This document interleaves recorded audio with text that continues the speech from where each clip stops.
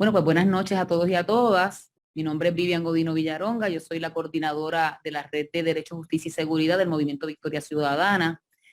Y esta noche, pues nuestra red tiene a bien presentar un foro sobre un tema que está en discusión en la palestra pública en nuestro país y en diversas partes, ¿verdad? Eh, sobre el tema del derecho al aborto, sobre el tema de la decisión del Tribunal Supremo Federal por la revocación del caso de Roe versus Wade, qué implicaciones tiene eso en Estados Unidos, qué implicaciones tiene eso en Puerto Rico, qué ha ocurrido desde que se tomó la determinación de Roe versus Wade hasta hoy, ¿verdad? ¿Qué ocurrió en todo ese tiempo que nos llevó a donde estamos hoy? ¿Y qué implicaciones tiene eso en Puerto Rico? Tenemos hoy dos excelentes recursos conocedores de este tema, son ambos profesores de Derecho Constitucional de la Facultad de Derecho de la Universidad Interamericana de Puerto Rico, quienes están donándonos de su tiempo y colaborando con nuestra red para hablarnos sobre este tema desde el punto de vista jurídico y desde diversos puntos, ¿verdad?, de vista también prácticos para todas las personas que estamos aquí conectadas en este foro. Pues tengo a bien presentar a la licenciada Yanira Reyes Gil, quien es catedrática y decana de Asuntos Académicos de la Facultad de Derecho de la Universidad Interamericana de Puerto Rico. Obtuvo su Juris Doctor de la Universidad de Puerto Rico en el año 1996 y un doctorado en Sociología de Purdue University en el año 2002 con concentración en Derecho y Sociedad y Criminología y otra concentración en Familia, Sexo y Género. Enseña Derecho Constitucional, parte 1 y parte 2, y el curso doctoral de Metodologías de Investigación, entre otros cursos aquí en la universidad. Ha publicado varios artículos de temas relacionados a los derechos humanos y activista. Es cofundadora del Instituto de Mujeres, Género y Derecho, lo que conocemos por Intermujeres, y es co-coordinadora de la Red Feminista de Educación en Investigación y Género. Buenas noches. Gracias por estar con nosotros, licenciada. Buenas noches, Vivian. Sí. También tenemos con nosotros a el licenciado doctor Jorge Farinacci Fernós, quien posee un bachillerato y una maestría en Historia de la Universidad de Puerto Rico, recinto de Río Piedras. Obtuvo su Juris Doctor Magna Cum Laude de la Escuela de Derecho, también de la Universidad de Puerto Rico, obteniendo el promedio global más alto de la clase graduanda. Obtuvo su maestría en Derecho de la Escuela de Derecho de la Universidad de Harvard en el año 2013 y su doctorado en Derecho de la Escuela de Derecho de la Universidad de Georgetown en el 2017, enfocándose en asuntos relacionados a teoría e interpretación constitucional. Actualmente es catedrático asociado en la Facultad de Derecho de la Universidad Interamericana de Puerto Rico y en agosto iniciará como profesor visitante en la Universidad del Estado de Nueva York en la ciudad de Búfalo. Ha publicado varios artículos de revista jurídica en Puerto Rico, Estados Unidos, Europa, enfocándose principalmente en asuntos de derecho constitucional, así como libros sobre historia constitucional, métodos de interpretación judicial y de la Carta de Derechos. Buenas noches y gracias por estar con nosotros al compañero licenciado Jorge Farinacci Fernós. Saludos. Saludos.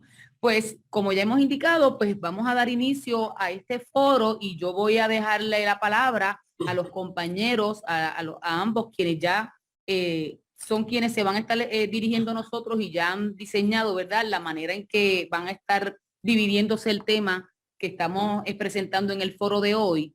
Les voy a pedir a todos ustedes que primero vamos a ir escuchando a ambos panelistas. Si hay algunas preguntas, pues podemos irlas redactando en el chat y durante el proceso de esta charla o tipo foro, pues entonces las vamos a ir trabajando poco a poco. Pero vamos a escuchar primero entonces a los licenciados. Podemos dar inicio. Bueno, pues buenas noches a todos y a todas nuevamente. La compañera Yanira y yo, en coordinación obviamente con la compañera Vivian, hicimos un acuerdo de dividirnos la presentación inicial, que queremos que sea corta, bueno, no muy corta, pero suficientemente corta como para permitir una conversación entre todos nosotros y nosotras. Y acordamos una división temática y yo estaré atendiendo hoy principalmente los asuntos que tienen que ver con el derecho federal y la compañera Yanira va a atender más el asunto del derecho puertorriqueño. Para aquellos que son abogados y abogadas que estudiamos en Puerto Rico, pues esto como que nos da un poquito de déjà vu, porque así que son las clases de derecho constitucional en nuestro país. Damos la mitad del tiempo, empezamos con el derecho federal y la segunda parte del tema se la dedicamos al derecho puertorriqueño. Pero en el tema específico de los derechos reproductivos hay unas razones por las cuales estamos haciendo esta división y estamos comenzando con el derecho federal, que trabajaré yo, y el derecho puertorriqueño, que trabaja la compañera Yanira. Primero, porque una de las razones por las cuales el tema está nuevamente en la discusión pública es por una decisión reciente del Tribunal Supremo de Estados Unidos. Segundo, como materia general, como asunto general, nuevamente todos los que estudiamos derecho lo sabemos, pues en el campo de los derechos siempre se tiene que empezar por lo federal, simplemente porque establece los elementos mínimos de las garantías constitucionales a los que entonces se pueden trabajar asuntos adicionales. Eso es cierto tanto a nivel constitucional como a nivel de las leyes. Caso clásico del salario mínimo, ¿verdad? El Congreso pone un salario mínimo aquí, pero los estados y jurisdicciones pueden dar un salario mínimo mayor. Pero hay una tercera razón, y es que desde la decisión de Roe versus Wade, que me toca mencionar ahorita, el tema de los derechos reproductivos ha sido principalmente federalizado y constitucionalizado con esa decisión. Y ahora estamos viendo lo que posiblemente sea un gran cambio de ese paradigma de que ya no va a ser federalizado, se devuelve a los estados y las jurisdicciones, y ahora hay que ver si es un elemento legislativo o constitucional. Con eso en mente, pues voy a empezar a hacer unos elementos básicos de que nos llevan a la importancia de esta decisión y este debate. Como sabemos, ¿verdad? La Constitución de los Estados Unidos es viejita. Es de las primeras, de las que existen ahora mismo en el mundo, que están vigentes, es de las más antiguas y por tanto, pues no está al día con el desarrollo de cómo se escribiría una constitución en estos momentos. Por ejemplo, originalmente la Constitución de los Estados Unidos no tenía carta de derechos, cosa que ahora mismo sería inconcebible para ningún país moderno al elaborar su constitución. Lo único que tenía eran disposiciones bien aisladas, como por ejemplo la prohibición de leyes ex post facto. O sea, eran unos derechos bien aislados que ni siquiera tenían la estructura lingüística de derecho a, no simplemente prohibiciones y limitaciones al poder que también se veían como derechos de la ciudadanía. Otro ejemplo es la prohibición contra el menoscabo de obligaciones contractuales, que técnica se considera hoy un derecho, está en la Constitución originalmente, pero si lo lees no lee como un derecho. Poco después de la aprobación de la Constitución de los Estados Unidos, se enmienda y se incorpora lo que hoy se conoce como la Carta de Derechos, que son las primeras 10 enmiendas a la Constitución de los Estados Unidos. A pesar, curiosamente, esto es para otra discusión, otro momento, a pesar de que algunos de los derechos originales en la Constitución aplican contra los estados, nuevamente la cláusula de menoscabo de obligaciones contractuales opera contra los estados, se entendió desde el principio por parte de la Judicatura Federal que los derechos contenidos en las primeras 10 enmiendas de la Constitución Federal, conocida como la Carta de Derechos, aplicaba única y exclusivamente al gobierno federal.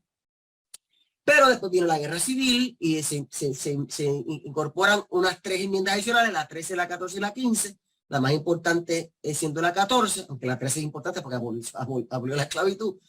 La 14 por primera vez explícitamente establece de que los gobiernos de los estados tienen que respetar los derechos constitucionales que existen a nivel federal. Entonces, por tanto, ahora tenemos que ver qué son esos derechos federales que nos protegen no meramente contra el gobierno federal, sino contra el gobierno de los estados, en nuestro caso, de Lela. Nuevamente, la Constitución de Estados Unidos es de otra época y eso explica la naturaleza de los derechos que están ahí mencionados. ¿Qué no está mencionado en esa Constitución? La educación, la salud, los derechos laborales, el ambiente, porque eso no era lo que típicamente ocurría en el pensamiento clásico liberal que existía en el siglo XVIII cuando se aprueba la Constitución de los Estados Unidos. Y por eso es que vamos a ver un énfasis en derechos de naturaleza político, la libertad de expresión, la libertad de religiosa, la libertad de asociación, las garantías de los procesos criminales, etcétera, etcétera, como parte de una visión clásica liberal. también tenemos que ver que las enmiendas de la Constitución de los Estados Unidos responden a un momento histórico particular. ¿Por qué la libertad de expresión? ¿Por qué la libertad religiosa? ¿Por qué la segunda enmienda del derecho colectivo a tener armas? Porque eso eran las causas inmediatas que causaron la guerra de independencia. ¿Qué hacía el gobierno británico? Pues censuraba la expresión, censuraba las creencias religiosas plurales, hacía juicios sin jurado. Pues por tanto, se puso eso en la Constitución porque esa fue la experiencia. Eso explica, por ejemplo, la tercera enmienda, que nadie nunca discute porque es completamente anacrónica, que prohíbe que los soldados estén en las casas de la gente en tiempo de paz. Pues porque eso está ahí, porque eso era lo que en el momento ocurría con las tropas británicas. O sea que hay que ver eso en su contexto. La intimidad, el asunto de la intimidad. Bueno, a diferencia de la Constitución de Puerto Rico, y presumo que la compañera Yanira va a hablar de eso pronto, no hay nada en la Constitución Federal, en el texto de esa Constitución, que explícitamente reconozca ni lo que llamamos intimidad en Puerto Rico, ni lo que se dice privacy en los Estados Unidos, que no son sinónimos, aunque operan en un mismo espacio conceptual. ¿Qué sí existe? Tanto en la quinta enmienda contra el gobierno federal y en la enmienda 14 contra los gobiernos estatales. El derecho a la libertad. El derecho a la libertad. Y obviamente a veces uno piensa en libertad como el derecho a no estar preso. Pero esto no es la visión única de libertad, ¿verdad? Cuando Patrick Henry le dijo a Jorge III, give me liberty o give me death, no le dijo sácame de la cárcel. El concepto de libertad es eso mismo, el poder ser dueño de nuestras propias vidas.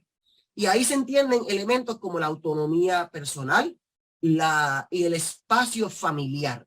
Y esos son los derechos que sobre todo se asocian con la protección de la libertad en la cláusula de debido proceso de ley, que aunque suena, como dice el título, procesal, un proceso de ley, se entiende que simplemente hay unos espacios y unos asuntos que quedan fuera de la autoridad del Estado para intervenir, a menos que exista un interés apremiante. Y nuevamente, sobre todo a principios del siglo XX, esta norma, esta tendencia empieza a materializarse en asuntos familiares y de autonomía personal. Los casos clásicos, menciono dos, que son Pierce versus Society of Sisters, donde había una ley estatal que prohibía que los padres enviaran a sus hijos a una escuela católica, producto de una hostilidad contra el catolicismo que había en ciertos estados de los Estados Unidos. Otra ley prohibía a los padres enseñar a sus hijos alemán. Nuevamente, Primera Guerra Mundial, donde tenía esta visión, ¿verdad?, antagónica con Alemania. Y en ambos casos, el Tribunal Supremo de Estados Unidos dijo, no, el Estado no puede meterse con ese asunto tan íntimo de cómo es la crianza de los hijos. Obviamente puede prohibir el abuso, puede prohibir el maltrato físico, pero qué idioma yo le enseño a mis hijos y a qué escuela van. Pues es un asunto que el Estado no debe de meterse demasiado. Y está el asunto del derecho al matrimonio, etcétera, etcétera. Un caso famoso de un preso que estaba prohibido por estar preso casarse, pues el Supremo dice, no, te tiene derecho a casarse aunque esté preso. Y todo eso culmina en 1960 con la decisión famosa de Griswold versus Connecticut, donde el estado de Connecticut prohibía que una pareja incluso casada pudiese comprar anticonceptivos. Y el caso llega al Tribunal Supremo de los Estados Unidos y ahí se resuelve que el concepto de libertad, ese concepto de privacidad, ese concepto de la existencia de un espacio donde uno, ¿verdad?, puede vivir sin miedo de la intervención indebida del gobierno, puede tomar sus propias decisiones, incluye el derecho de una pareja casada, de adultos, para decidir si adquirir anticonceptivos como parte de su planificación familiar. Y eso es en 1960. Obviamente hay otros asuntos relacionados a esta intimidad familiar que se va generando, que culmina a principios de la década del 70 con la decisión en el caso de Roe. Pequeño paréntesis, pero es para que contextualizar el momento histórico en que vivimos. Había una cierta tendencia en los Estados Unidos, en los estados, y sobre todo por legislación, ir reconociendo el derecho de las mujeres a sus derechos reproductivos. Se consideran victorias políticas del movimiento feminista en los Estados Unidos, lograr que los estados aprobaran leyes que defendan este derecho. Pero con Roe versus Wade se mueve de estatal a federal y de legislativo a constitucional, una vez el Tribunal Supremo de Estados Unidos, en votación 7-2, resuelve que ese derecho a la privacidad que empieza con Pierce y el caso de que mencioné del idioma alemán, el caso de Griswold, en el asunto de los anticonceptivos, que esa intimidad, esa privacidad que se ha ido generalizando y reconociendo por la jurisprudencia federal es suficientemente rigurosa y amplia como para proteger a la decisión de una mujer de decidir si llevar a cabo, si llevar su embarazo a término. A grandes rasgos, el caso de Roe establece un asunto importante. Primero, reconoce el derecho como uno de categoría fundamental, porque hay derechos y hay derechos, ¿verdad? Hay unos que tienen unas protecciones mayores y se les reconoce la mayor protección, que es el derecho fundamental que impide que el Estado intervenga con él, a menos que tenga una razón muy en contrario. Y segundo, adopta el modelo de establece el sistema de trimestre, que no vamos a entrar en muchos detalles, porque eso se abandonó hace muchos años en Estados Unidos, pero había un sistema de trimestre donde en cada trimestre el balance entre el derecho a tomar la decisión y la posibilidad de que el Estado intervenga con esa decisión va variando según va progresando el embarazo. Llega la década del 90 y se da un caso importantísimo que se llama Casey versus Planned Parenthood, en donde se plantea y se le pide a un tribunal, ahora más conservador del que resolvió Roe en el 72, que revoque a Roe versus Wade.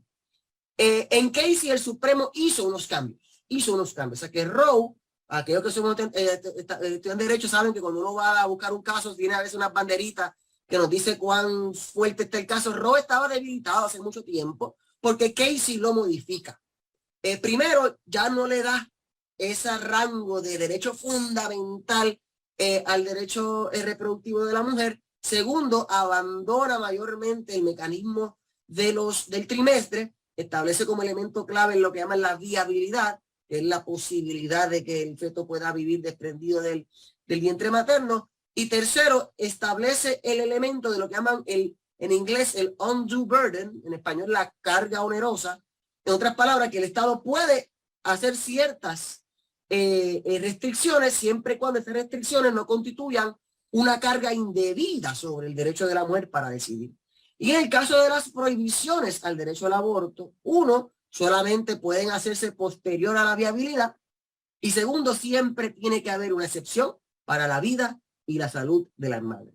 Ese es el Estado de Derecho a nivel federal que ocurre desde la década del 90 hasta hace unos días. Nuevamente, el elemento de la viabilidad como clave, previabilidad, el Estado puede intervenir siempre y cuando no imponga una carga demasiado onerosa. Después de la viabilidad, el Estado puede intervenir bastante, incluyendo la prohibición, siempre y cuando hayan excepciones para la salud y la vida de la madre. Y ahora llega este Tribunal Supremo que tenemos ahora. Dicho sea de paso, este es uno de los términos más reaccionarios en la historia del Tribunal Supremo de este país. Verdaderamente, bienvenidos al siglo XIX, al ritmo en que vamos. Ha sido verdaderamente muy, muy agresiva el movido hacia la derecha de las decisiones del Tribunal Supremo en cuanto al cambio climático, en cuanto a un montón de temas. Esto también, quiero que sepan, tengo que mencionarlo, esto no estamos aquí. El Tribunal Supremo que tenemos ahora mismo en Estados Unidos y decide este caso, que es ultraconservador, es producto de precisamente las fallas estructurales democráticas que tiene ese país. Ejemplo, el presidente Barack Obama fue presidente por 8 años y en ambas elecciones sacó más votos que el otro. Nombró 2 al Tribunal Supremo de Estados Unidos.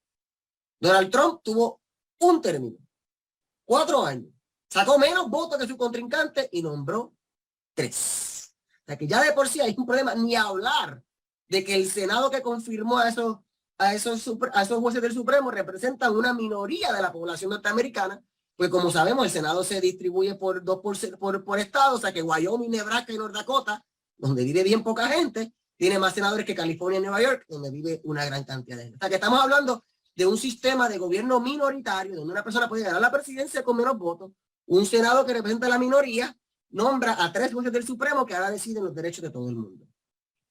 ¿Y qué pasa con esta decisión que es escrita por el juez asociado Alito, que es uno de los archiconservadores de ese tribunal, donde plantea bastante agresivamente, porque ellos pudieron haber escrito una opinión un poquito más limitada, pero una opinión bastante agresiva, planteando, miren, verdaderamente no hay tal cosa como el derecho a la intimidad en nuestra Constitución. Eso es un invento que nosotros hicimos en el siglo XX, que ahora mismo lo toleramos más o menos, pero vamos a utilizar una versión mucho más débil, mucho más aguada del concepto de la intimidad.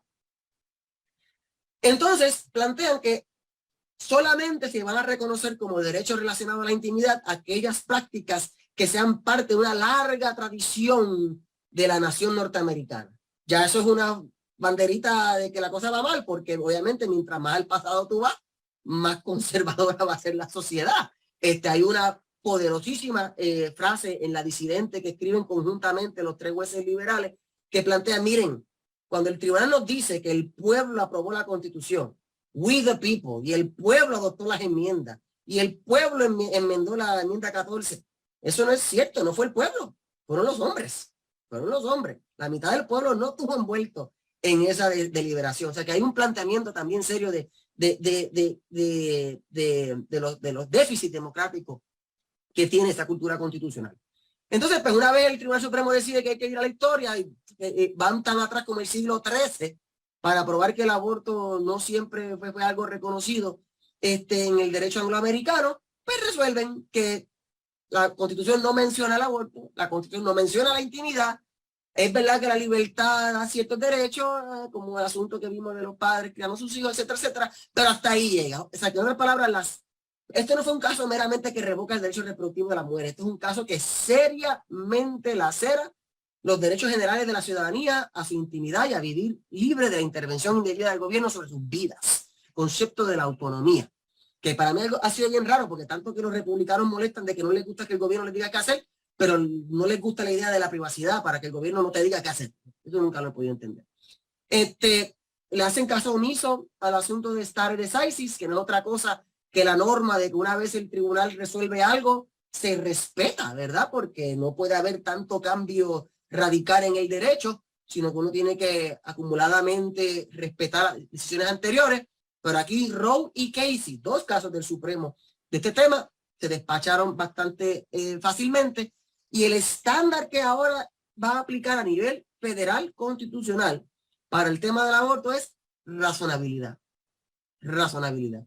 Y los que son abogados y abogadas saben que la razonabilidad es lo más bajito que puede haber en el estándar de medir la validez de una acción gubernamental, y aplica a la totalidad de la etapa. Hasta ahí, hasta el juez presidente Roberts, que es muy conservador y no votó con los liberales, planteó, caramba, hay una diferencia entre el primer día de la gestación hasta el día del alumbramiento, hay una diferencia.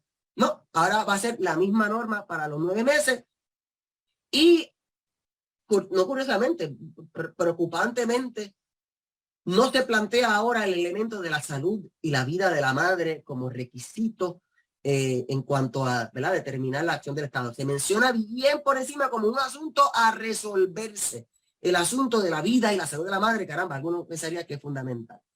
Ya estoy más o menos terminando. Lo que quiero puntualizar es uno, que por un lado está el juez Cábano, que ahora quiere ser el más moderado dentro de los ultraconservadores, que plantea una opinión concurrente. No se preocupen, esto solamente es el aborto, no vamos a tocar el matrimonio igualitario, no vamos a tocar todo el asunto del anticonceptivo. Eso, no se preocupen, que eso está bien. Ahí mismo, poco después, está la concurrencia de juez Thomas, que dice exactamente lo contrario. Yo creo que es momento para reconsiderar anticonceptivo, matrimonio igualitario y todas las cosas, ¿verdad?, del siglo, adelantos del siglo XX, literalmente regresando al siglo XIX. Falta una cosa, nuevamente, la revocación de este caso, lo que plantea es que ya no es un asunto puramente de derecho constitucional federal. Todavía hay un espacio para la legislación federal. El Congreso de los Estados Unidos mañana podría aprobar una ley que reconozca el derecho reproductivo de la mujer en todos los Estados Unidos, y es como si Roe se convierte de un caso del Supremo Constitucional a una ley federal codificada en el United States Code. Dudo, por las cosas que están ahora mismo ocurriendo en la dinámica política de ese país, que eso sea posible, pero eso es un empuje que se está haciendo a nivel de la posibilidad de una legislación congresional. Entiendo que, por ejemplo, la legisladora Alexandra Ocasio-Cortez ha insistido mucho en eso.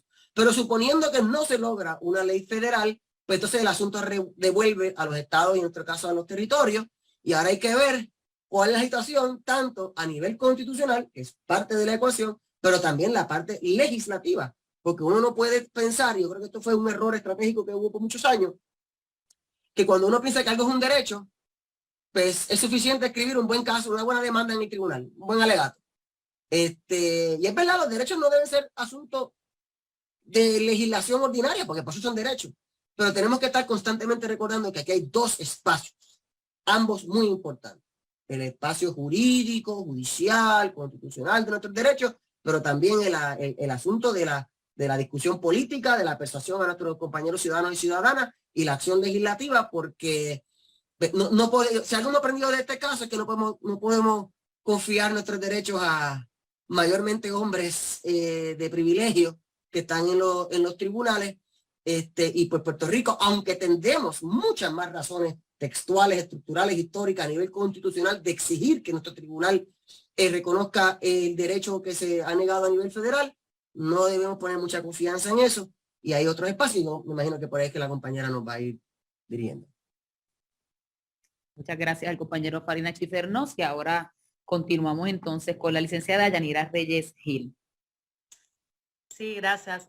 Es importante que para entender por qué, si algo implica, tiene un impacto esta decisión del Tribunal Supremo de los Estados Unidos en Puerto Rico, obviamente nos tenemos que situar en la relación colonial que existe entre Puerto Rico y Estados Unidos, que en este sentido nos ubica en la misma posición que los estados. La Constitución Federal, y es algo que mencionó el compañero al principio, establece, bajo la jurisdicción federal, se establece lo que se conoce como el ámbito mínimo. Eso quiere decir que las protecciones que están bajo la Constitución Federal serán las mínimas protecciones. Entonces los estados y los territorios tienen la posibilidad de expandir, de proteger aún más. Esa constitución, como dijo el compañero Farinacci, pues es una constitución muy vieja, es una constitución muy masculina, es una constitución muy blanca. Así que cuando dijo el compañero que no existe, qué cosas no estaban en la constitución, y mencionó educación, salud, derechos de los trabajadores, ¿qué cosas no estaban? ¿Quiénes no estaban? Los negros. ¿Quiénes no estaban? Las mujeres. Obviamente esa constitución es una constitución muy de su tiempo y no establece una protección ni siquiera contra el discrimen hacia las mujeres. Ok, habiendo dicho eso, tengo que comenzar diciendo sobre el asunto de Puerto Rico que el aborto en Puerto Rico es legal. Esta decisión de Dobbs versus Jackson no tiene un impacto directo inmediato, y quiero subrayar inmediato porque sí puede tener otro impacto, en Puerto Rico. Y el aborto es legal en Puerto Rico, tan legal hoy como lo fue la semana pasada, como lo fue hace décadas. Y les voy a decir por qué. Aunque no existe una legislación específica sobre aborto, hay unas disposiciones en el Código Penal que de hecho son unas disposiciones que prácticamente no han cambiado desde el 1902, que establecen que el aborto en Puerto Rico se permite siempre y cuando sea realizado por un profesional de la salud que esté autorizado o autorizada a ejercer la medicina en Puerto Rico para proteger la vida y la salud de la mujer o la persona gestante. Eso está establecido en el artículo 98 del Código Penal. Ese artículo, obviamente, lo que va a prohibir es el aborto que no sea realizado por un profesional de la salud y que no sea para proteger la salud o la vida de la mujer o la persona gestante. Esto es lo que conocemos como el aborto terapéutico. Es el aborto que se realiza como un procedimiento médico. Y debo decir que todos los abortos que se realizan en Puerto Rico se hacen o en una clínica proveedora de servicio de aborto donde practica un médico o una médica, o en un hospital. Y regularmente las que se realizan en hospitales son aquellos abortos que son de más quizás de segundo trimestre, de más de 20 semanas. Esas son las disposiciones que están vigentes ahora mismo en el Código Penal. Desde el 1902, en el 1973 y luego en las enmiendas del 2004, 2012 y 2014 se mantuvo un lenguaje muy similar. Esas disposiciones del Código Penal fueron interpretadas en el caso de Pueblo versus Duarte en el 1980. En ese caso, se estaba evaluando si la sentencia que se le impuso a un médico por practicar un aborto era constitucional o no. Aunque el tribunal tenía ante sí la posibilidad de evaluar la constitucionalidad de esos delitos, en realidad no hizo eso. Lo que hizo fue evaluar si esos artículos del Código Penal podían ser constitucionales bajo el caso de Roe versus Wade. O sea que hizo una interpretación estatutaria, no hizo una evaluación de si cumplían con la Constitución de Puerto Rico o no. Lo importante de esto, más allá de este asunto técnico que acabo de decir, es que el tribunal, en el caso de Pueblo versus Duarte, evalúa, interpreta estos artículos del Código Penal y dice lo siguiente: el Estatuto Criminal sobre Aborto exime de responsabilidad penal, o sea, no hay responsabilidad penal a todo aborto prescrito por un médico dirigido a la conservación de la salud o vida de la embarazada. Interpretado correctamente, el término salud contenido en nuestro estatuto implica tanto salud física como salud mental. Y esto es de los asuntos más importantes de este caso, que cuando interpreta el concepto salud, que es la razón por la cual se puede realizar un aborto, incluye tanto salud física como salud mental. Otro asunto importante de este caso, que dice el tribunal que al no establecerse una restricción por trimestres, que era lo que había en Roe versus Wade, sino que este criterio médico aplica a toda etapa de gestación, pone el estatuto o la legislación o el derecho, ¿verdad? El Estado de Derecho sobre el aborto en Puerto Rico dentro de aquellos más liberales que se conocían en el momento, en el 1980, y debo decir que de los más liberales de los que se reconocen ahora mismo, en el 2022. ¿Por qué? Porque contrario a lo que pasa en la mayoría de los estados o a lo que pasa en algunos países del mundo, este criterio de protección al aborto terapéutico opera en todo momento, en cualquier etapa de la gestación. Otro de los asuntos importantes a considerar cuando hablamos del Estado de Derecho en Puerto Rico es que la Constitución de Puerto Rico tiene una disposición expresa al derecho a la intimidad. Fíjense que lo que dijo el compañero Farinacci al principio, en ese caso de Dobbs versus Jackson, el tribunal lo que dijo fue, bueno, como no está escrito en la Constitución el derecho a la intimidad, pues no lo podemos reconocer a menos que esté deeply rooted, o sea, profundamente arraigado en la historia y tradición norteamericana. Así que, para que, según este tribunal que hace un análisis bien textualista, o sea, del texto de la Constitución, para que se reconozca un derecho, tiene que estar expreso en la Constitución o que esté profundamente arraigado en la historia y tradición de la nación norteamericana. Y no encuentra que ese derecho a la intimidad cumpla con ese criterio.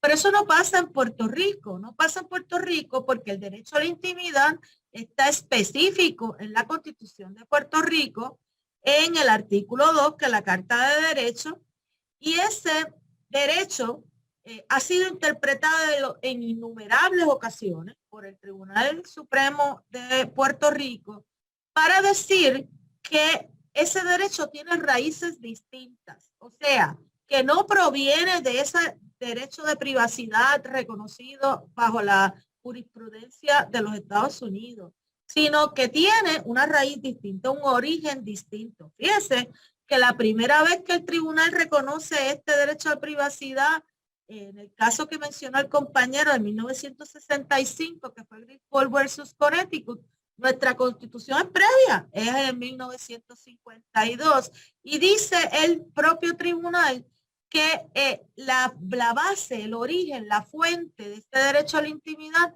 son los derechos humanos. Es el derecho humano a la dignidad y a la intimidad, y que por lo tanto la importancia de esto que estoy diciendo es que si no proviene de ese derecho a la privacidad bajo la jurisprudencia federal, pues entonces no depende de ello, no depende de lo que interprete el Tribunal Supremo de Estados Unidos sobre ese derecho.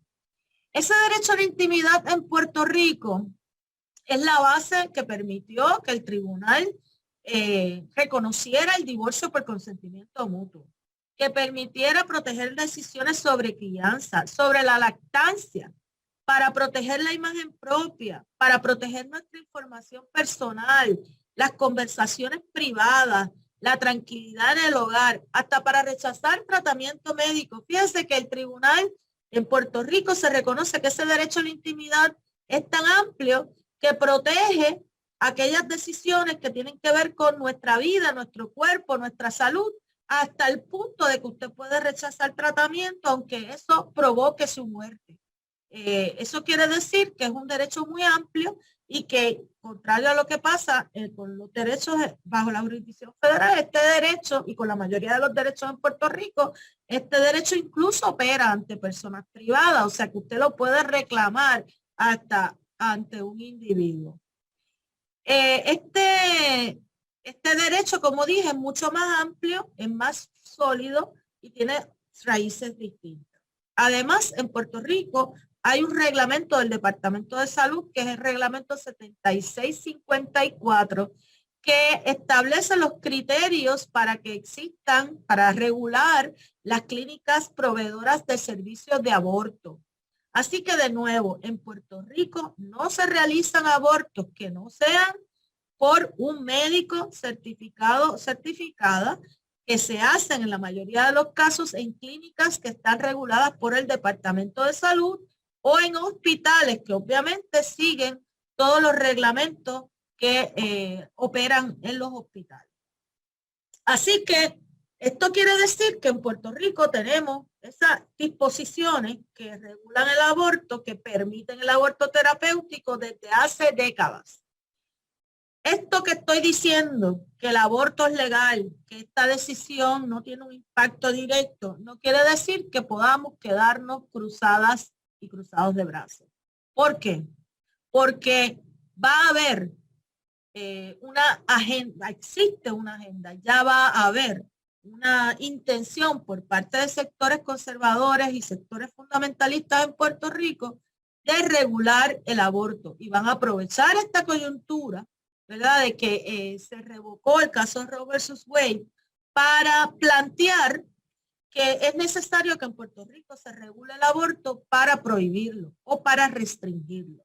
Como ustedes saben, en lo que hemos estado hablando en los últimos semanas y meses, existe un proyecto que fue presentado por la senadora Joan Rodríguez Bebe, que es el proyecto 693, que fue aprobado en el Senado y que ahora pasó a manos de la Cámara. Ese proyecto pretende prohibir el aborto después de la semana 22 de gestación y solamente reconoce como excepción la muerte, la posible muerte de la madre o persona gestante, la incapacidad permanente de una función primaria, o sea, prácticamente que la persona quede en coma o que tenga una incapacidad permanente. Y en tercer lugar, que el feto no sea viable, que sea incompatible con la vida. Eso fue una de las últimas enmiendas que se aprobó.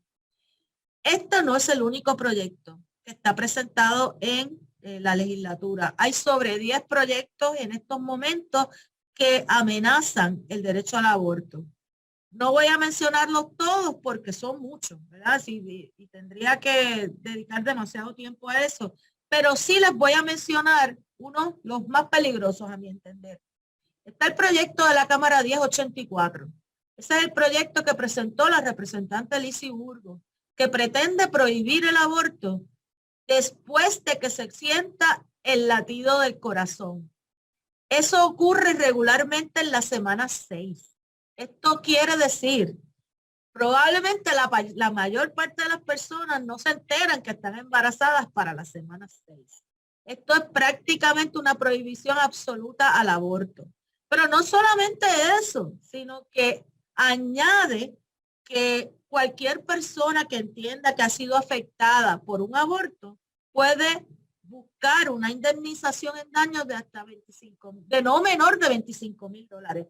Esto es una copia de la ley de Texas y pone no solamente una prohibición al aborto, sino que delega, ¿verdad? Pone a las personas a pelear entre ellas por el asunto del aborto, y esto brindaría un espacio, por ejemplo, a un hombre que haya participado de este proceso de embarazo, a decir que pues esta mujer se realizó un embarazo y yo quería ser padre, así que la voy a demandar por $25,000.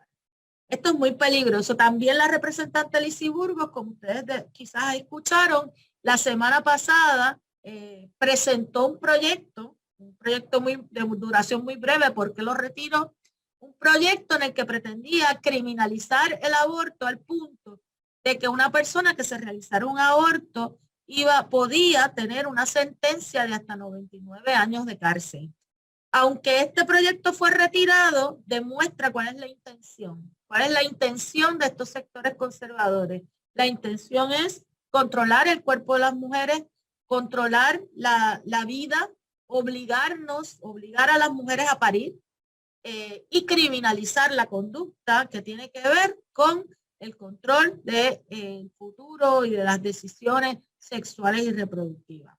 Hay otros proyectos que tienen que ver con buscar el consentimiento de los padres para las menores de edad, establecer unos servicios psicológicos para las personas que se realicen aborto, etcétera, etcétera. Ahora, un asunto que debemos entender es que esta decisión del Tribunal Supremo le deja en manos a los gobiernos estatales y de los territorios tomar la decisión de qué van a hacer con el aborto.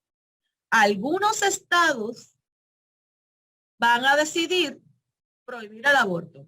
Otros estados van a decidir restringirlo, quizá en algún momento, en alguna etapa gestacional. Otros estados van a legislar para proteger el derecho al aborto. Entonces, Puerto Rico puede hacer varias cosas. Puede no hacer nada, porque por un lado llevamos décadas manejando el asunto del aborto con los estatutos que ya he mencionado, con el Código Penal y el reglamento del Departamento de Salud, y en Puerto Rico no hay una crisis de salud por aborto. En Puerto Rico no hay ningún problema con el manejo de los abortos. Por lo tanto, podríamos quedarnos como estamos. Podríamos seguir el ala conservadora y fundamentalista de restringir derechos, de eliminar derechos. O podríamos optar por la progresividad de los derechos y tratar de legislar precisamente para reconocer los derechos sexuales y reproductivos de todas las personas en Puerto Rico. Y esa es la intención del proyecto del Senado 929, que fue presentado por Ana Irma Rivera Lacén y otros legisladores, senadores, y también fue presentado en la Cámara de Representantes. Este proyecto, que se titula Ley para la Protección de los Derechos Reproductivos de las Mujeres y de las Personas gestantes, quiere establecer una política pública para determinar que los derechos sexuales y reproductivos son derechos humanos, para declarar reafirmar, ¿verdad?, que la terminación de un embarazo es un servicio de salud esencial que forma parte del derecho humano a la salud, que además que hay derecho fundamental para recibir información sobre procesos reproductivos, derecho a recibir información sobre educación integral de sexualidad y acceso a métodos anticonceptivos. Esto es una forma de garantizar derechos. Lo que ha pasado, hemos visto lo que ha pasado en los últimos días, porque no sé, yo me siento por lo menos que esto lleva como 3 meses, 1 año, pero esta decisión bajó el viernes pasado. Lo que llevamos son días. Y ya en cuestión de días hemos podido ver cuál ha sido el efecto en los Estados Unidos. 13 estados tenían lo que se llama los trigger laws, que son leyes que iban a entrar en vigor inmediatamente después de la revocación del Roe versus Wade. Y ya muchos otros estados, además de eso, están moviéndose a aprobar legislación para prohibir el derecho al aborto. Esto va a provocar que mujeres tengan que moverse de un estado a otro para poder buscar el servicio de terminación de embarazo. Obviamente serán aquellas mujeres que tengan recursos económicos las que podrán realizar esos viajes y todo lo que puede costar, no solamente en términos económicos, sino en términos personales, el moverse de un estado a otro y viajar cientos de millas para lograr conseguir este servicio. Esto obviamente tendrá un impacto especial en las mujeres pobres, como ya dije, pero también en las mujeres jóvenes. Fíjense que esto va a implicar que mujeres que no son mayores de edad tengan que recurrir a sus padres o madres o a otras personas para poder moverse de un estado a otro.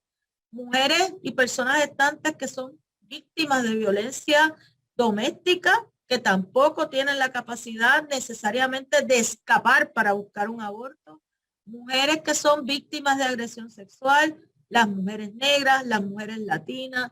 Esto tiene un impacto discriminatorio para las personas vulnerables o vulnerabilizadas en los Estados Unidos y tiene la posibilidad de tener ese mismo impacto en Puerto Rico.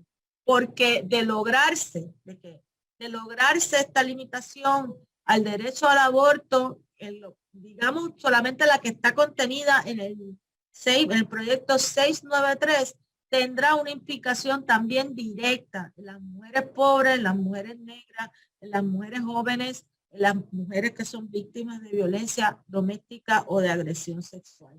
Por esa razón, es importantísimo que no nos crucemos de brazos, no permitamos que esta legislación pase y que no se nos escuche la voz, porque levantar la voz por el aborto en Puerto Rico no es un asunto común. La gente tiene miedo, la gente piensa que el aborto es una cosa demasiado íntima, es un mito, no se atreven a hablar públicamente sobre eso, pero no es solamente porque corre en peligro, hay un peligro, ¿verdad?, de que se limite el derecho al aborto y esto tiene un impacto directo en las mujeres y las personas gestantes, sino porque esto puede acarrear también la eliminación de otros derechos. No debemos olvidar que las mismas personas que están impulsando la prohibición o la restricción al derecho al aborto son las mismas personas que no están de acuerdo con los derechos de la comunidad LGBT, que no están de acuerdo con los derechos de la clase trabajadora, que no están de acuerdo con la educación con perspectiva de género, es esa misma gente. Así que es importante que nos unamos, levantemos la voz, no permitamos el retroceso en derechos en Puerto Rico y en ningún lugar del mundo. Gracias a la licenciada Reyes Gil y a ambos, ¿verdad?, por todo esto que nos han informado, que tenemos algunas preguntas. Yo voy a comenzar con una, ¿verdad?, sobre este tema tan importante. Ya la licenciada Reyes nos ha indicado, ¿verdad?, de que hay un proyecto que es del Movimiento de Victoria Ciudadana, ¿verdad?, de Ana Irma Rivera Lacén con otros legisladores presentados para establecer, ¿verdad?, porque entendemos que es necesario y conveniente que se apruebe legislación para esto. Y la pregunta es, aun cuando ya nos han indicado que en Puerto Rico el derecho a la intimidad está más protegido y que en Puerto Rico no se ha anulado el derecho al aborto, ¿cuán importante es que esta ley pase, ¿verdad?, que se apruebe este tipo de legislación? ¿Por qué es importante? Bueno, es bien importante por lo que estaba diciendo. Fíjate que el problema es que este Estado de Derecho que estaba mencionando, el Código Penal, el caso de Pueblo versus Duarte, eso puede cambiar. Eso puede cambiar tan fácil como que se apruebe un proyecto de ley, como el 693 o cualquier otro. Puede cambiar porque llegue un caso al Tribunal Supremo que cambie la doctrina de Pueblo versus Duarte. Y fíjate que de lo mismo que estaba hablando Farinache al principio, de la composición conservadora que tiene el Tribunal Supremo de Estados Unidos, también podemos decir eso del Tribunal de Puerto Rico, del Tribunal Supremo de Puerto Rico, que también un gobernador conservador, estadista, tuvo la oportunidad de nombrar una gran cantidad de jueces, así que la composición del Tribunal Supremo de Puerto Rico también es peligrosa en cuanto al asunto de los derechos. Así que la importancia de legislar sobre este asunto reside precisamente en que tenemos que darle algún sentido de permanencia a esos derechos que ya se han reconocido en Puerto Rico y que podamos utilizar eso como la base para el adelanto en derecho y para proteger. Además que tiene unas implicaciones indirectas. Decía la compañera doctora Yaribales, obstetra ginecóloga, en una entrevista que compartí con ella en el día de hoy, que desde el día que bajó la decisión de Roe versus Wade, sus pacientes manifestaron temor. Dijeron, yo pienso que no debo ir a realizarme un aborto porque voy a cometer un delito. Y hay un montón de desinformación corriendo por ahí. Y hay gente que está planteando que esto es un delito, que las mujeres van a ir presas.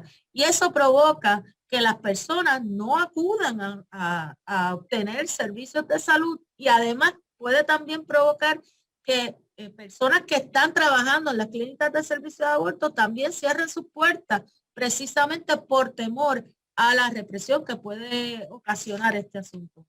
A propósito de ese proyecto de ley, tenemos una pregunta. Ah, sí, claro. No, quería añadir algo rapidito. Yo coincido plenamente con lo que dice Yanira. Y es que esto tiene un elemento necesariamente político, en el sentido bueno de la palabra, ¿verdad? El asunto de los derechos reproductivos no es un asunto únicamente de abogados, abogadas, jueces, tribunales y ese tipo de cosas. Y uno, en este tipo de temas, si uno está a la defensiva, uno está perdiendo. Y uno no puede simplemente estar en esta eterna guerra de retaguardia, planteando en Puerto Rico ya tenemos todo, la Constitución nos protege, no hay que hacer nada, porque la política no funciona así, es mucho más dinámica que eso.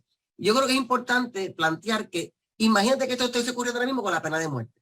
Hubiese de momento un movimiento en Puerto Rico que quiere simplemente, ¿verdad?, volver a ejecuciones masivas de las personas acusadas de delitos, y nosotros no diríamos solamente, la Constitución lo prohíbe, no hay issue. No, estaríamos haciendo muchas otras cosas legislativas, políticas, educativas, de otro tipo, porque si no, las cosas cambian y de momento, pues si uno se pone pasivo, crean fuerza y quitan eso de la Constitución. O sea que eso hay que verlo constantemente como parte de esa lucha. Además, Daniela acaba de mencionar el Supremo. Para el cuatrienio que viene van a haber 2 vacantes en el Tribunal Supremo de Puerto Rico. Hay una vacante hoy. O sea, ¿qué pasó en Estados Unidos? ¿Cambió el derecho? No. Trump nombró 3 jueces. Pues, ¿quiénes van a ser los próximos 3 integrantes del Tribunal Supremo de Puerto Rico? ¿Quién los va a nombrar? Esos son asuntos que tienen que ver con la realidad política de Puerto Rico y el debate y las posturas que asuman las organizaciones electorales en Puerto Rico. O sea, que ese debate es importante tenerlo. Y no solamente, uno tiene que tener cuidado sin duda, porque si uno sobrelegisla esto, o sea, quiero decir que le da demasiado énfasis a lo legislativo, puede interpretarse como que indirectamente estamos reconociendo que no hay un derecho constitucional que nos proteja. Y tenemos que saber hacer las dos cosas. Es decir, hay un derecho, lo tenemos, no hay duda de eso, y hay que explicar por qué.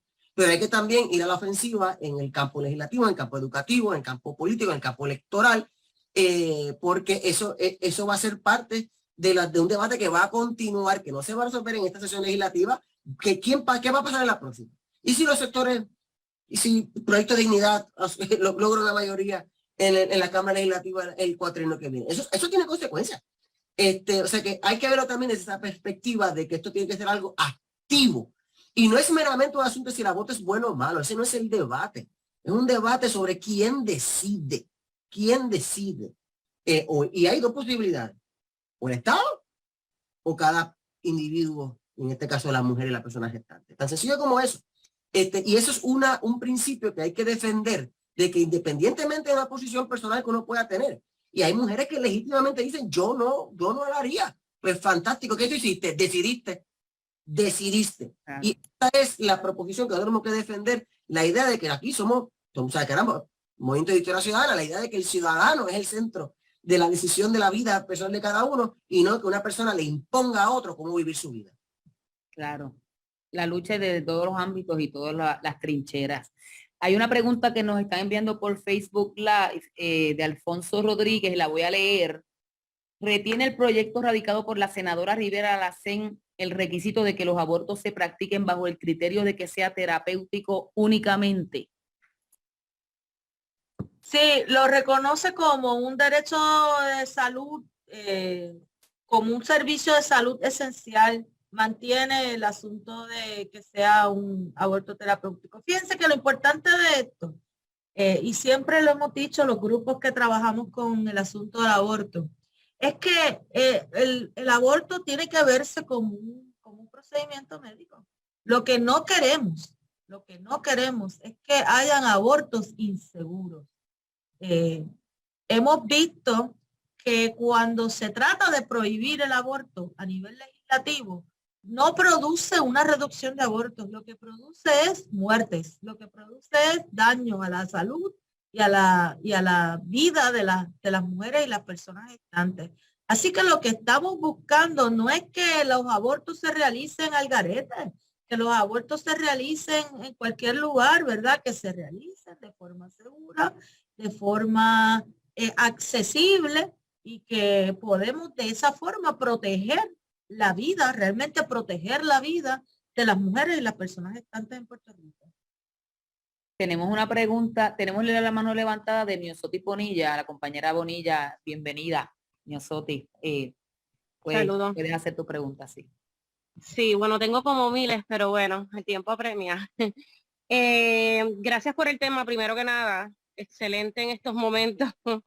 Mi duda surge de que a nivel de diferentes profesiones, siempre tenemos una concepción de la parte de lo que puede ser un conflicto en nuestras vidas profesionales, ¿verdad? De no meter unos intereses personales o unas ideologías personales al área de trabajo, ¿verdad? Porque eso se consideraría una conducta antiética en diferentes escenarios, ¿verdad?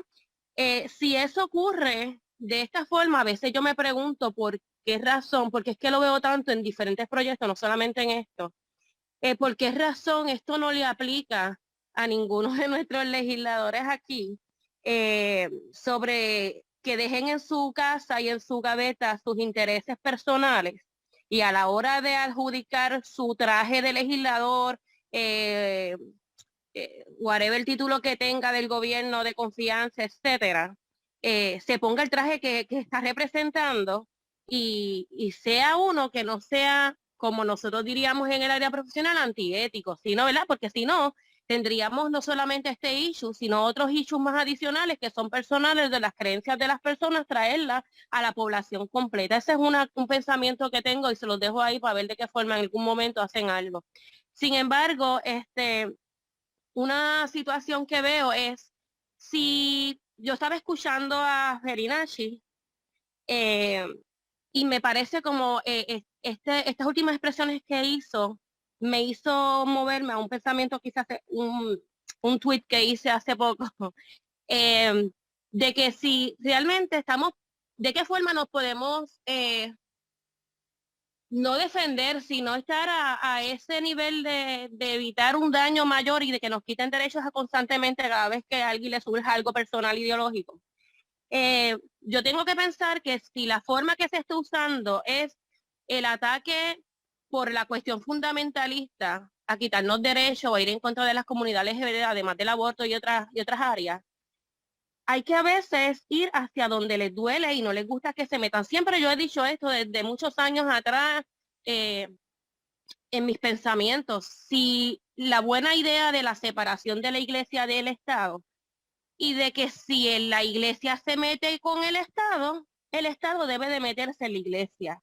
Algo que no les va a gustar. Tal vez sea la única forma de que nos dejen en paz en ese sentido. Y lo digo, ¿verdad? Con todo lo que tengo por ciento por dentro con estos temas. ¿Y cuál Porque sería si tú la le pregunta? coartas la oportunidad de que estas iglesias todas paguen contribuciones, porque se están metiendo en las decisiones de los ciudadanos y ellos no son nuestros gobernantes ni nada por el estilo.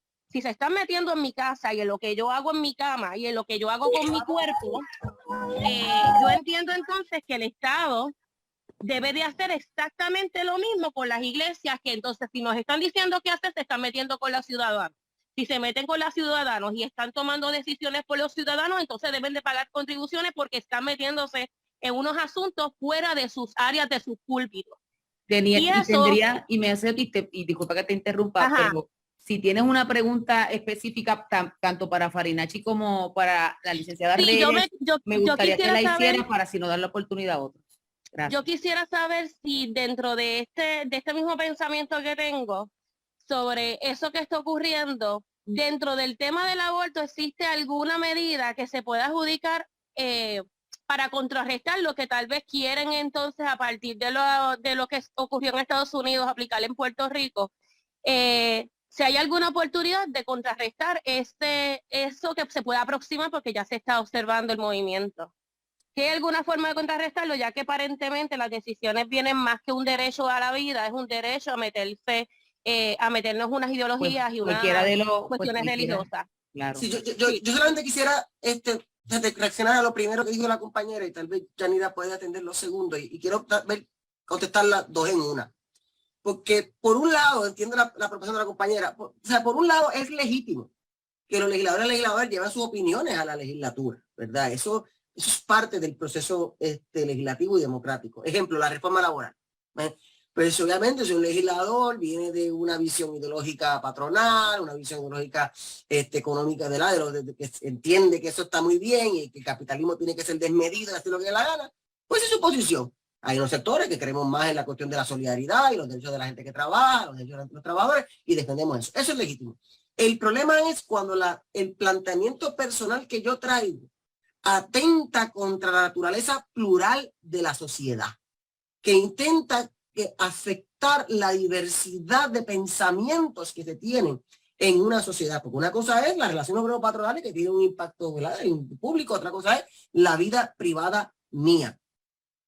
Y eso incluso ocurre en una verdadera cultura democrática. La mayoría sabe cuándo no debe de imponerse. Cuando la mayoría tiene que decir, ¿sabes qué? Ahí no me meto. Soy la mayoría, pero no me meto con eso porque eso destruiría el concepto del pluralismo, que es esencial en una sociedad democrática. Y eso me trae el tema de la separación de la Iglesia y del Estado que mencionó la compañera. Dos cosas bien rápido. Número uno, mira la tragedia histórica en Puerto Rico de que el sector que más insistió, pero insistió con una campaña organizada y agresiva para que la Convención Constituyente del 52 incorporara el principio de separación de Iglesia y Estado. ¿Sabes quiénes fueron? Las iglesias protestantes cristianas. Porque en aquel momento obviamente le tenían cierto miedo al poderío de la Iglesia Católica. O sea, ¿y cuál fue el planteamiento de la Iglesia protestante en ese momento? Que si la Iglesia Católica tiene demasiado poder y se convierte en una fuerza homogénea en Puerto Rico, eso va a destruir el pluralismo de las creencias religiosas de otros sectores que no son de la Iglesia Católica.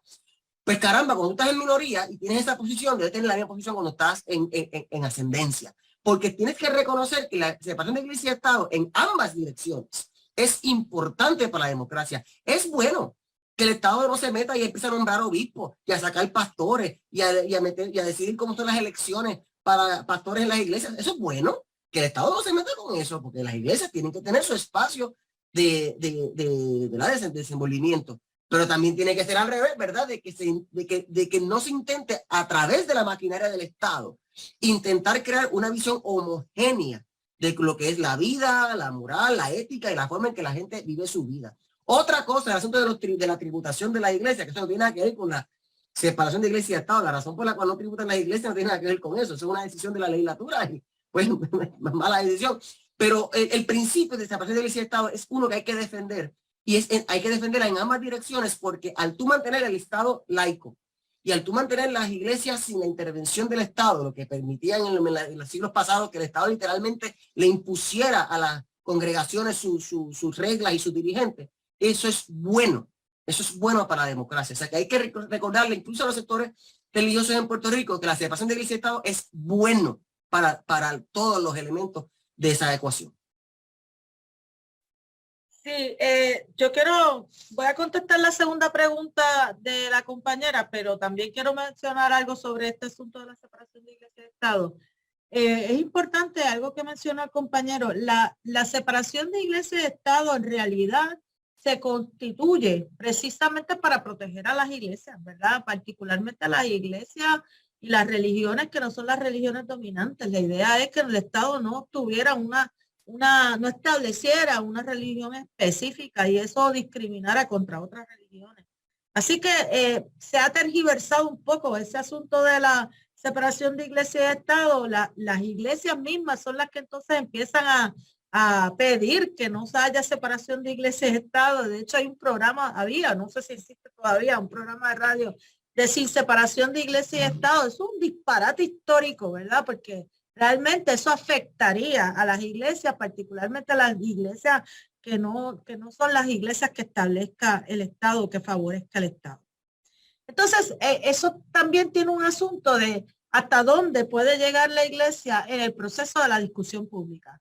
Definitivamente, los sectores religiosos deben tener igual espacio que tienen los sectores independentistas, las feministas, los sectores como los comunistas, deben tener el mismo espacio de conversación y de por poder participar en la discusión pública. Ahora, el problema surge cuando la conversación no se da en los mismos términos, ¿verdad? Cuando los sectores religiosos intentan imponer ideologías al resto de la población o cuando están hablando sobre asuntos y sobre bases que no son cuestionables por la razón. Por ejemplo, si viene este señor, como dijo uno de los senadores, dijo en el debate del 693, no me acuerdo, el hombre este que era policía y que tiene un montón de hijos, no me acuerdo el nombre, este señor. Pues ese señor, Matías. pues ese señor que tiene un montón de hijos, pues obviamente no cree en el aborto. Él dice, yo no creo en el aborto porque Dios me puso aquí, yo tengo una función que ejercer. Si uno puede tener una conversación con una persona que establezca un elemento de política pública sobre qué es lo mejor para el país o por qué entiende que eso es la mejor decisión de política pública y podemos conversar aunque tengamos diferencias, eso es bueno para el debate. Ahora, si la fuente de su planteamiento es incuestionable, como la fe no se cuestiona, pues entonces se acabó la conversación, ¿verdad? Entonces, ahí hay un problema. Lo otro, el segundo problema es que cuando se trata de imponer una posición religiosa sobre el resto de la población. Leí recientemente un artículo de alguien que estaba planteando que el establecer como política del Estado que la vida, por ejemplo, comienza en la concepción, es establecer una postura religiosa al resto de la población y que eso violentaría, por ejemplo, la libertad de culto de alguien como yo que no cree en Dios, que soy atea, ¿verdad? Eso quiere decir que no me están imponiendo una visión religiosa desde el Estado, si se establece como una política pública. Incluso, Yanira, perdona la interrupción, yo pensé que iba a mencionarle que también hubo algo de la cuestión de la comunidad judía en Florida, donde para ellos, en su doctrina de fe, la vida comienza con el alumbramiento. O sea, que es una imposición no meramente religiosa, de una visión religiosa particular que violentaría el derecho de culto del judaísmo. Exactamente, y dentro de las religiones hay diversidad, incluso hay diversidad de opiniones, hay compañeras católicas que están planteando que eso no tiene que ser un principio religioso católico, por ejemplo, el que se prohíba el aborto. Bueno, el issue es que como estoy de acuerdo con lo que dice el compañero, se estaría estableciendo, imponiendo una visión particular religiosa sobre el resto de la población. Bueno, entrando a la segunda pregunta que hace la compañera, ¿cómo podemos evitar que pase lo que está pasando en Estados Unidos? Bueno, nosotros tenemos un elemento distinto que ya mencioné, que es el asunto del derecho constitucional a la intimidad, pero déjeme decirle, la verdad es que los derechos, después de todo, si no pasa nada con esos derechos, son un papel, ¿verdad? Está escrito en una constitución. Y si no somos capaces de defenderlos, ¿verdad? De tirarnos a la calle, de actuar en defensa de esos derechos, no sirven para nada. No sirven para nada, ¿verdad? Así que yo creo que lo que podemos hacer es empoderarnos de eso, ¿verdad? Utilizar ese discurso de los derechos y aspirar a más. pero eso implica que tenemos que tener alguna acción, ¿verdad? Tenemos que tener una agencia. No podemos confiar necesariamente en la legislatura que tenemos, no podemos confiar en el tribunal que tenemos, no podemos confiar en el gobernador que tenemos. Tenemos que lograr que nuestra voz se escuche y movilizarlo. Les voy a dar un ejemplo bien claro. Este mismo proyecto 693, la intención inicial era que esto tuviera una aprobación expedita, sin vistas públicas y sin nada. Se iba a bajar por descargo, sin que bajara, ni siquiera se evaluara por la comisión realmente, sin vistas públicas y sin nada.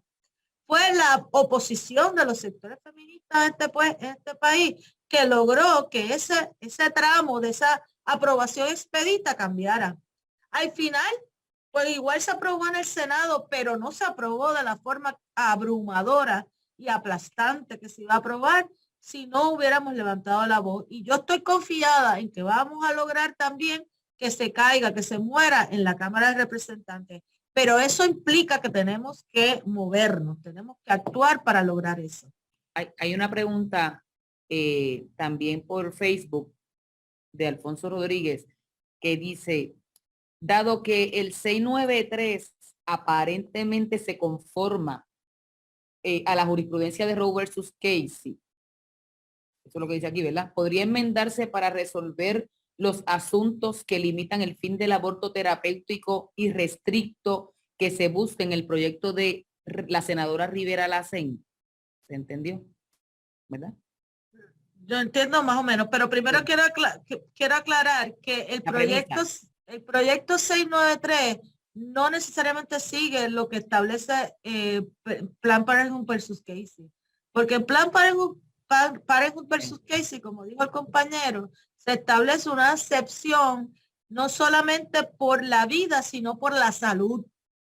Y ese concepto de salud no puede ser simplemente que la persona se va a morir o que se va a quedar incapacitada permanentemente. La salud tiene que verse de una forma más amplia. Y de hecho han habido casos posteriormente en los que se determinó que ese concepto de salud debe verse de una forma más amplia. Y después de todo, no puede ser la legislatura la que establezca el asunto de salud. ¿Qué es lo que significa salud? Es una versión bien restrictiva. Además, en el caso de Planned Parenthood versus Casey se establece el punto de viabilidad, que esas restricciones pueden estar después del punto de viabilidad. El punto de viabilidad no puede ser un punto fijo. Por eso son los problemas graves que tiene el 693. El 693 establece un punto fijo en la semana 22, una presunción de viabilidad. Pero todos los grupos de profesionales de salud médicos en Puerto Rico han declarado públicamente que el punto de viabilidad no puede establecerse de forma fija y además que puede variar de país en país y que en Puerto Rico, por la crisis económica, por los accesos a recursos económicos, por la mala alimentación y por diferentes asuntos, la viabilidad no está cerca de la semana 22. Por lo tanto, el 693 tiene problemas, ¿verdad? Yo no estaría de acuerdo con decir que el 693 cumple con el estándar de Roe ni con el estándar de Casey. Pero Vivian, no entendí la segunda parte de la pregunta. Sí, la voy a tratar de leer. Dámela.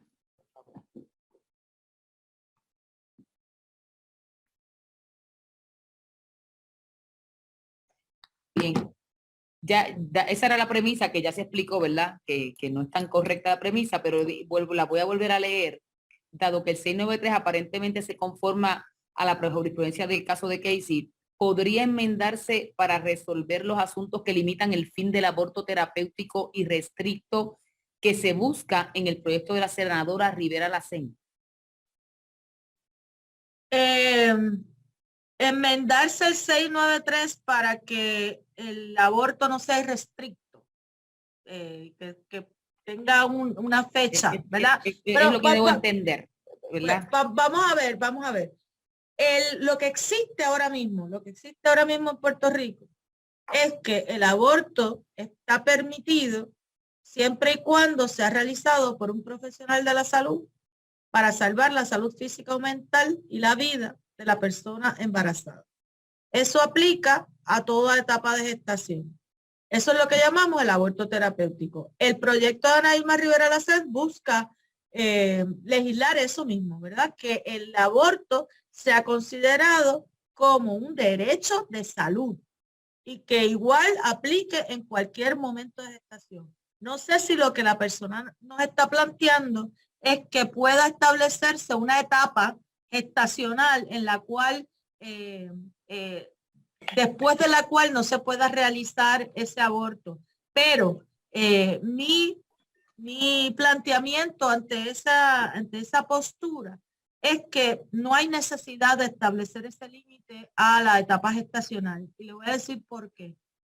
Las estadísticas en Puerto Rico indican que menos de un 1% de los abortos se realizan en el segundo o el tercer trimestre. Y eso es consistente con lo que pasa en los Estados Unidos. De hecho, los abortos que se realizan después de la semana 22 son abortos que se realizan por situaciones extraordinarias, digamos, porque se ha descubierto que el feto tiene alguna condición, que no necesariamente es porque es incompatible con la vida, puede ser una condición de falta de desarrollo de algún órgano que viene con una condición de salud permanente, porque la persona tenga, la mujer embarazada o la persona gestante descubra que ha sido diagnosticada de que tiene una situación de salud que va a ser empeorada con la terminación del embarazo, que no implica muerte ni implica incapacidad permanente. Les voy a dar un ejemplo que nos dio una compañera ginecóloga, oncóloga puertorriqueña que vive en los Estados Unidos. Nos escribió a la mesa de aborto y nos dijo, miren, cuando yo diagnostico a una mujer con cáncer y está en su segundo trimestre, eso implica que si la mujer no aborta, probablemente va a afectar su vida porque tiene que retrasar el tratamiento de quimioterapia, porque no se puede dar quimioterapia y estar embarazada al mismo tiempo. Y eso empeora las condiciones de salud. Y fíjense que ahí eso no implica necesariamente que la mujer va a morir o que la mujer va a quedar incapacitada de forma permanente. Hay otras situaciones, como son las situaciones de violencia doméstica, porque las mujeres que están en una situación de violencia doméstica probablemente tienen menor posibilidad de salir a buscar servicios de aborto y puede ser que haya esperado, haya tenido que verse obligada a esperar a después de ese momento porque fue el momento que tuvo disponible para buscar el servicio. Digamos, las mujeres jóvenes, menores de edad, que tampoco tienen la capacidad de ir por sí mismas o tienen la mayor limitación. Y vamos a dejarnos cuento, los abortos cuestan dinero. Por eso es que desde la Mesa de Aborto Libre siempre estamos hablando del aborto libre, seguro y accesible. Hay que bregar con el asunto de la accesibilidad. Así que personas pueden no tener los recursos económicos para poder ir a hacerse un aborto. Y eso hace que se espere más tiempo. Además, hay solo 4 clínicas de aborto en Puerto Rico. Solo 4 clínicas de aborto y la mayor parte de esas clínicas están en el área metro. Así que personas que están fuera del área metro también pueden verse en una situación en la que hayan tenido que esperar mayor tiempo. Además, mujeres jóvenes de edad o mujeres negras o mujeres obesas pueden tener una regla irregular. Lo que quiere decir, o incluso mujeres obesas o mujeres con menor, muy delgadas, demasiado delgadas. Por ejemplo, atletas tienen reglas irregulares, menstruaciones irregulares, lo que quiere decir que se van a dar cuenta de que están embarazadas mucho más tarde. Así que yo no pienso que haya que ponerle una etapa específica de gestación para permitir el aborto, porque la verdad es que los abortos que se realizan después del primer trimestre son abortos extraordinarios y son abortos necesarios. Y como quiera, estemos en la primera semana o estemos en la semana 35, es parte del derecho de las mujeres y las personas gestantes a controlar sus cuerpos. Es parte de nuestra autonomía corporal.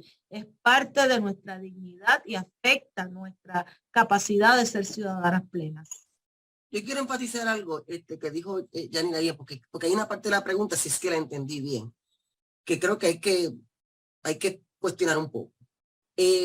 Primero, que o sea, yo no creo que uno puede identificar que en Puerto Rico lo que tengamos es un sistema irrestricto. Yo creo que una manera, yo no la caracterizo de esa manera. Segundo, para mí no hay duda que el proyecto 693 antes de la decisión de Dobbs era contrario a Casey. Era contrario a Casey. O sea que si no se revocaba Casey en este caso reciente y se aprobaba el 693, había que correr al Tribunal Federal de Distrito porque eso lo iban a tumbar rapidísimo. Porque Casey nos dice que siempre tiene que haber una excepción para la salud de la madre. Eso era un sine qua non de Casey. Y el 693, la definición, como Danina ya explicó muy bien, de función primaria, que respirar es una función primaria. O sea, eso no era suficiente bajo Casey. Obviamente ya no está Casey. Tenemos esto bajo Puerto Rico. Ok. Por un lado, nuestro derecho constitucional no es un código de aborto. Por tanto, no hay un único modelo de ley permitido por nuestra Constitución. Posiblemente hay varios, ¿verdad? Hay cierto espacio de discreción del legislador en este tema, siempre y cuando, obviamente, quede dentro de los elementos fundamentales del derecho a la intimidad. Y yo no tengo duda que uno de esos elementos fundamentales del derecho a la intimidad es que pase lo que pase que se decida aquí, de cuándo es la viabilidad, cuándo no es la viabilidad, es que siempre tiene que haber la excepción de la salud de la madre. Eso para mí es incuestionable como parte del derecho puertorriqueño. El asunto de la salud de la madre. Fuera de eso, pues, obviamente hay unas cosas que se pueden trabajar desde, por ejemplo, sí, reglamentar que no puede ser una enfermera quien hace el aborto. Bueno, pues está bien que sea un médico. Esos son asuntos que se pueden regular. Pero yo quiero enfatizar, terminar con esto, algo que dijo Yanira, pero yo creo que hay que decirlo en todas las esquinas. Uno, el asunto de que aquí se está creando una crisis donde no existe. Como si aquí hubiesen 10,000 abortos en la semana 50, o la que sea, lo exageré. Pero, o sea, no eso es el problema que tenemos en Puerto Rico. Todo lo contrario, en los mismos números que acaba de explicar la profesora Reyes, es que casi por definición, por experiencia, las mujeres que esperan, que toman la decisión, más allá del trimestre, es por circunstancias distintas a simplemente esto es un embarazo no deseado. Eso no es lo que está ocurriendo en el segundo y tercer semestre. Sobre todo cuando tomamos en consideración que la mayoría de las personas en los Estados Unidos que realizan abortos ya son madres. O sea, que esta visión que se tiene de que como que esto es yo no sé qué, un movimiento en contra de la niñez. Son madres, son mujeres que ya han parido y que evidentemente aman a sus hijos y a sus hijas, que deciden pues, que ejercer ese derecho a terminar un embarazo en un embarazo posterior. O sea que ese lenguaje, a mí me preocupa porque se crea esta visión de que aquí estamos en un libertinaje. Tú sabes, donde aquí se va a hacer lo que no te la gana, cuando no te la gana, solo que no te la gana, y es una irresponsabilidad. Ese no es el asunto que está ocurriendo en Puerto Rico, no es la realidad empírica de la situación de abortos en Puerto Rico, además de que no toma en consideración cosas tan difíciles como violaciones e incestos, donde el trauma de poder, tú sabes, salir de un ciclo de violencia, etcétera, etcétera, a veces no ocurre en el primer trimestre, perdón, y tomar en cuenta la perspectiva que es lo que estamos hablando aquí. Pero obviamente esto es un intento no meramente de restringir los abortos en el segundo tercer semestre, que sabemos que es una ínfima excepción y por razones justificadas como la desarrollo de salud, yo creo que ya lo explico perfectamente, sino verdaderamente aquí tener un chilling effect incluso para el primer semestre, incluso para el primer día. Desde ahora ponerle a la gente, a las mujeres, este terror de lo que están haciendo es un delito, y eso es verdaderamente lo que es preocupante, sobre todo cuando en Puerto Rico no tenemos ese problema, es una crisis manufacturada completamente, y porque nuevamente, porque yo tengo duda que independientemente de los espacios legislativos que puede tener, hay dos cosas que para mí yo creo que nuestro derecho no permitiría: no tener excepciones para la salud de la madre e intervenir indebidamente con el derecho de la mujer antes del punto de habilidad. Para mí esas son dos cosas que yo creo que en el derecho puertorriqueño no podría permitir. Los demás son asuntos de debate. Y obviamente en este debate, pues yo creo que la posición de los sectores progresistas tendría que ser en favorecer aquellas medidas que tienden a fortalecer la autonomía individual de la mujer. Muy bien. Bueno, pues, ¿verdad? Dada la hora que tenemos y ha sido, tengo que decir que ha sido un excelente foro. Le tenemos que agradecer muchísimo por el tiempo que nos han dado la compañera Yanira Reyes y Jorge Farinacci, por el conocimiento que tienen, que nos han brindado con base y fundamento para aclarar muchas dudas de este tema tan importante que estamos teniendo, ¿verdad? Y que se está discutiendo. Es necesario continuar la discusión, que continuemos, ¿verdad? Regando la voz y haciendo foros de este tipo para poder orientar a la comunidad de nuestra gente. Hoy yo me encuentro en un salón de aquí de la Facultad de Derecho de la Universidad Interamericana, y con esto quiero terminar porque con mucha pertinencia en la pared de este salón hay una cita de nuestra María Dolores Fernós, madre, ¿verdad? De nuestro compañero Farinacci Fernós, que dice: la única manera de perder es no luchar. El que no lucha ya perdió. Así que la lucha sigue. Creo que con esto me voy a despedir, agradeciéndoles a ustedes y a todas las personas que estuvieron con nosotros sintonizando a través de Zoom y a través de la página de Facebook. Gracias por haber estado con nosotros aquí, y será hasta la próxima.